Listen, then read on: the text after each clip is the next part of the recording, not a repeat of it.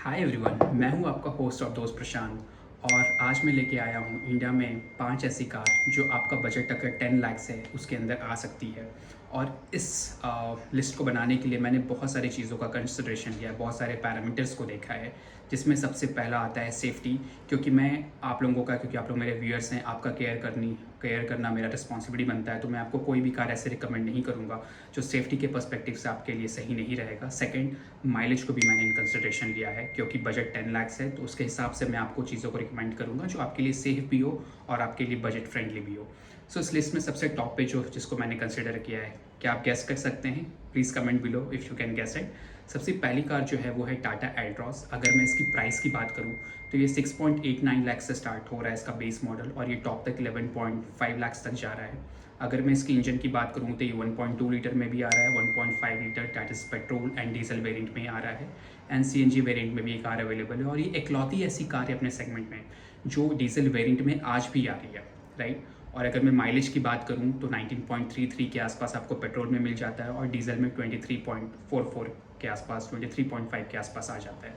अगर मैं आपसे बात करूँ कि आपको टाटा एल्ट्रॉस क्यों खरीदनी चाहिए, इसमें ऐसी क्या चीज़ है कि आपको टाटा एल्ट्रॉस को बाकी चीज़ों से अलग करती है, तो ये कार टोटली फीचर लोडेड है। अगर मैं बात करूँ तो ये हरमन का म्यूजिक सिस्टम आ रहा है, कनेक्टेड टेल लैम्प्स आ रहे हैं, फ्लश डोर्स आ रहा है, आपका सनरूफ भी इसमें आ रहा है। बट मेरे हिसाब से जो सबसे बड़ी यूएसपी टाटा एल्ट्रॉस की है कि इसकी एनकैप रेटिंग 5/5 है, और ये इकलौती ऐसी कार है अपने सेगमेंट में जो 5 स्टार एनकैप रेटेड है, और इसलिए आपको इस कार को ज़रूर कंसिडर करना चाहिए।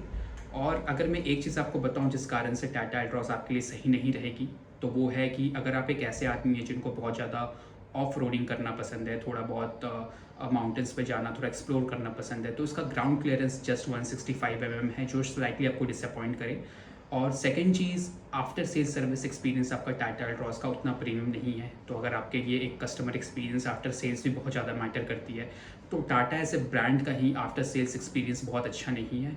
बट अगर आप रोड ट्रिप्स एंड ऑल पसंद करते हैं, आपको काफ़ी ज़्यादा ऑफ रोडिंग करना है, और आपकी बजट 10 लाख ही है, तो इस वीडियो के एंड में जो 5th नंबर कार मैंने रिकमेंड किया है वो आपके बजट में भी फिट करेगी, और आपके लिए ऑफ रोडिंग में भी आपको काफ़ी मस्ती वो देने वाली है। So stay tune till the end, video को स्किप मत कीजिएगा। और अब हम चलते हैं सेकेंड कार की तरफ, जो है, गेस कीजिए सेकेंड कार कौन सी होने वाली है, which is going to be slightly surprising. आपको लगेगा इसका तो बजट ज़्यादा है, बट नहीं, ये आपके बजट में भी आ जाएगी जो मॉडल मैं आपको रिकमेंड करूँगा। और ये कार एक गेम चेंजर है हमारे 10 लाख के अंडर सेगमेंट में। So the car is Skoda Kylaq. So अगर मैं स्कोडा काइलैक की बात करूँ तो इसकी प्राइस स्टार्ट होती है 8.25 लाख से 13.99 लाख। आई नो अगर आपको लग रहा होगा कि ये तो मेरे 10 लाख के बजट में नहीं आएगा, इसलिए मैं आपको सजेस्ट करूंगा कि स्कोडा काइला को एक बार देखने आप ज़रूर जाएं, ठीक है। इसका जो एक वेरिएंट है वो 8.25 लाख उसका बेस वेरिएंट स्टार्ट हो जाता है। And trust me on this, इसमें आपको सारी चीज़ें मिल जाएंगी जो आपके लिए रिक्वायर्ड है। आई एग्री, इंफोटेनमेंट सिस्टम आपको नहीं मिलेगा इसमें, बट इंफोटेनमेंट सिस्टम आप आफ्टर मार्केट लगवा सकते हैं। बट इस कार को आप मिस मत कीजिएगा, डेफिनेटली आपको ऐसा लगेगा 10 लाख के ऊपर जाएगा, 12-13 लाख वाला मॉडल पसंद आएगा। बस ट्रस्ट ऑन माई वर्ड्स, एक बार आप जाके देखिए, क्योंकि स्कोडा मार्केट में आके सब कुछ जो आपका कॉम्पैक्ट एसयूवी का सेगमेंट है और इनफैक्ट एसयूवी के सेगमेंट है उसको काफ़ी डिसरप्ट कर रहा है। और अगर मैं इसकी इंजन की बात करूँ तो ये 1 लीटर TSI इंजन आता है, और माइलेज की भी बात करूँ तो 19.3 19.55 के आसपास इसकी माइलेज भी आ जाती है। और अगर मैं आपसे बात करूँ कि आपको स्कोडा काइलैक को क्यों कंसिडर करना चाहिए, तो स्कोडा का जो टेक्नोलॉजी और स्कोडा का जो आपका सेफ्टी है, एनकैप 5/5 रहती है, वो उसको कोई बीट नहीं कर पाता। आप स्कोडा का कोई भी कार को उठा लीजिए, चाहे वो स्लैविया है, चाहे वो कुशाक है, चाहे वो आप अभी काइलैक को देख लीजिए, उनका प्राइम जो उनका साइकोलॉजी है वो सेफ्टी पे बहुत ज़्यादा है। और इसलिए आप स्कोडा काइलैक के बेस मॉडल को ही देखेंगे तो वो 6 एयरबैग्स के साथ आता है, which is very very important. और अगर मैं आपको बात करूं कि स्कोडा काइलैक आपको क्यों नहीं कंसिडर करना चाहिए, तो अगर आप एक ऐसे कस्टमर है जिनके लिए एक लॉन्ग टर्म मेंटेनेंस कॉस्ट एक बहुत मेजर फैक्टर आ सकता है या हो सकता है, तो शायद स्कोडा काइलैक आपके लिए कार नहीं हो सकती है। क्योंकि आफ्टर सेल्स के बाद जो पार्ट्स की अवेलेबिलिटी है, स्कोडा उस पर काफ़ी काम किया है, आई एग्री, बट अभी भी बहुत ज़्यादा मुश्किल वहाँ पे थोड़ी थोड़ी है। और सर्विस कॉस्ट भी स्लाइटली ऑन हायर साइड है अगर आप कंपेयर करेंगे मारुति की कार से, या अगर आप कंपेयर करेंगे Hyundai के कार से। तो अगर आपके लिए एक बहुत ही बजट काफ़ी ज़्यादा इंपॉर्टेंट है और आप ओवरऑल मेंटेनेंस आपको थोड़ा कम रखना है, तो स्कोडा काइलैक आपको नहीं कंसिडर करना चाहिए। बट डोंट वरी, वीडियो के आगे में मैं आपके लिए वो भी लेके आया हूँ कि ऐसी कौन सी कार है जो एक सेफ्टी का भी मिक्स है, माइलेज भी काफ़ी अच्छा देगा आपको, और आपके पॉकेट फ्रेंडली भी होगा, आपका मेंटेनेंस भी कम होगा। So stay tune and keep watching till the end. अब बात करते हैं हम तीसरी कार के बारे, जिसके बारे में आपको बोल रहा था कि ये आपके लिए बजट फ्रेंडली भी होगी, मेंटेनेंस कॉस्ट भी काफ़ी रहेगा, सेफ्टी भी अच्छी है। और ये कार कौन सी, अगर आप गेस कर सकते हैं तो मैं मान जाऊँगा आपको, प्लीज़ कमेंट बिलो। सो वो कार है मारुति की स्विफ्ट डिज़ायर, जो हाल फिलहाल में आई है। और इस कार की अगर मैं बात करूं तो इस कार ने मार्केट में बहुत ज़्यादा अपना एक डिस्ट्रप्शन लाने की कोशिश की है, क्योंकि पहले अगर हम मारुति के एक इमेज को देखें तो मारुति को माना जाता था कि मारुति एक ऐसी कार है जिसका सेफ्टी कुछ नहीं है, बहुत वीक कार्स होती हैं, बहुत ज़्यादा रिलायबल नहीं होती है इन टर्म्स ऑफ सेफ्टी।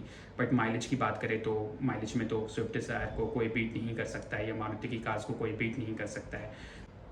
अगर मैं स्विफ्ट डिज़ायर की बात करूँ तो इसकी प्राइस स्टार्ट होती है 6.84 लाख से, और इसका टॉप मॉडल अराउंड 10.2 10.3 के आसपास जाता है। बट आप ZXi वेरिएंट को कंसिडर कर सकते हैं, जो अप्रॉक्सीमेटली 8.9 लाख के आसपास आएगा। अगर इंजन की बात करूँ तो 1.2 लीटर इंजन आपका डिज़ायर के साथ आता है, और माइलेज की बात करूँ तो इट्स 24.7 के आसपास। तो आप समझ लीजिए कि this is one of the highest mileage car in the segment. और अगर मैं आपसे बात करूं कि आपको डिज़ायर को क्यों कंसिडर करना चाहिए, इसकी क्या यूएसपी है जिसके कारण आपको डिज़ायर कंसिडर करना चाहिए, और क्यों नहीं कंसिडर करना चाहिए, वो भी मैं आपको बताऊंगा। तो डिज़ायर ने अपने आप को काफ़ी अपने आप को रीस्ट्रक्चर किया है, अपने आप को काफ़ी ट्रांसफॉर्म किया। और अभी के डिज़ायर में आप देखेंगे इसका जो ओवरऑल कैबिन का फील है, ओवरऑल डिजिटल इंस्ट्रूमेंट क्लस्टर का जो फील है, वो काफ़ी रिफाइंड हुआ है, काफ़ी अपग्रेड हुआ है। आपको अंदर बैठने के बाद वो एक प्रीमियम फील आएगा कि आप एक प्रीमियम कॉम्पैक्ट सेडान को आप चला रहे हैं, ठीक है। ये सारी चीज़ें डिज़ायर के बारे काफ़ी अच्छी हैं, बट जो सबसे प्लस पॉइंट इसके फेवर में काम कर रहा है वो है mix of mileage and safety. Desire एक इकलौती सेडान है अपने सेगमेंट में जिसका माइलेज 24.79 है, विच इज़ ह्यूमोंगस कंसिडरिंग कि डिज़ायर ने अपने सेफ्टी एंड कैप में भी 515 स्कोर किया है, which is hats off to Maruti for this. I think ये एक बहुत बड़ा ट्रांसफॉर्मेशन है जो डिज़ायर ने अपने सेगमेंट में लेके आया है, कि एक माइलेज और सेफ्टी का जो मिक्स है वो दोनों ही आपको डिज़ायर में मिल रहा है। और अगर मैं बात करूं कि क्या ऐसी चीज़ है जिसके कारण आपको डिज़ायर नहीं कंसिडर करना चाहिए, जो आपको थोड़ा ध्यान रखना चाहिए, अगर आपको वो टैक्सी इमेज वाले कार से बचना है, क्योंकि डिज़ायर का आज भी एक ऐसा इमेज है कि ये तो टैक्सी है, ये तो बहुत ज़्यादा कमर्शियल यूज़ में होता है, ये एक पर्सनल कार के लिए यूज़ नहीं हो सकती। तो आपको उस इमेज से अगर बचना है तो फिर डिज़ायर आपके लिए वो कार नहीं है। बट आप एक ऐसे हैं जिसको किसी और के बोलने पे परवाह नहीं है, और आपको एक अच्छी कार यूज़ करनी है, एक प्रीमियम कार यूज़ करनी है, बजट भी अच्छा रहे और मेंटेनेंस भी काफ़ी कम रहे, देन बिल्कुल किसी का मत सुनिए, and desire is the car for you. Next जो हमारे सेगमेंट में कार आने वाली है, जिसका मैं आपको रिकमेंड करने वाला हूँ, फोर्थ, क्या आप वो गैस कर सकते हैं वो कौन सी कार है? Please comment below which is that car. अगर मैं टाटा पंच की बात करूँ तो इसकी प्राइस के बारे में बात करूँ तो इसका जो बेस वेरिएंट है वो 6.2 से स्टार्ट होकर 10.3 10.4 तक जाता है। और अगर मैं इसके इंजन की बात करूँ तो इस 1.2 लीटर इंजन, और माइलेज भी इस कार का डिसेंट है, आई थिंक 20.3 के आसपास। और आपको अगर ये कार लेना है तो ये आपके लिए कार कब हो सकती है, what is the advantage of this car, जिसके कारण आपको इस कार को कंसिडर करना चाहिए। सबसे पहला तो है इस कार की ग्राउंड क्लियरेंस ऑलमोस्ट 190 mm है, which is phenomenal, I think it's one of the best in the segment. और इसको मैं एक कॉम्पैक्ट एसयूवी तो नहीं बोलूँगा, एक माइक्रो एसयूवी बोलूँगा। और सेकंड चीज़ इस कार के फेवर में है कि अंदर कार प्ले, इंफोटेनमेंट सिस्टम, ये सारा चीज़ को उन्होंने काफ़ी एडवांस कर दिया है, अभी जो रिसेंट अपग्रेड भी हुआ था। तो if you are a person जिसके लिए एक सेफ्टी भी इंपॉर्टेंट है, और थोड़ा ग्राउंड क्लियरेंस भी इंपॉर्टेंट है, और थोड़ा बजट भी आपका कम है, बट आपको एक्सप्लोर करना है, आपके लिए वो लिमिट्स नहीं है, आपको एक कहीं माउंटेन टेरेंस पे जाना है तो ऑफ रोडिंग भी करना है, और माइलेज भी एक इंपॉर्टेंट फैक्टर है, तो ओवरऑल हर चीज़ का मिक्स जो है वो आपको एक टाटा पंच में मिल जाएगा। और किस कारण से आपको ये नहीं कंसिडर करना चाहिए टाटा पंच, वो है कि कहीं ना कहीं एक टाटा का एक्सपीरियंस होगा, और अंदर से स्पेस इस कार में कम है। और ये कार जैसे मैंने बताया, ये कॉम्पैक्ट एसयूवी भी नहीं है, ये माइक्रो एसयूवी है, तो आपको रियर में स्पेस, फ्रंट में स्पेस, लेग रूम, ये सारी चीज़ों में आपको कहीं ना कहीं एक कॉम्प्रोमाइज़ दिखेगा, क्योंकि ऑफकोर्स थोड़ा बजट टाइट है, बट आप इन चीज़ों पर अगर कॉम्प्रोमाइज़ कर सकते हैं तो Tata Punch is also one of the best car in the segment, जिसमें mix of mileage, mix of safety, mix of convenience, वो एसयूवी वाला फील, वो ग्राउंड क्लियरेंस, ये सारा चीज़ आपको एक बजट में मिल सकता है।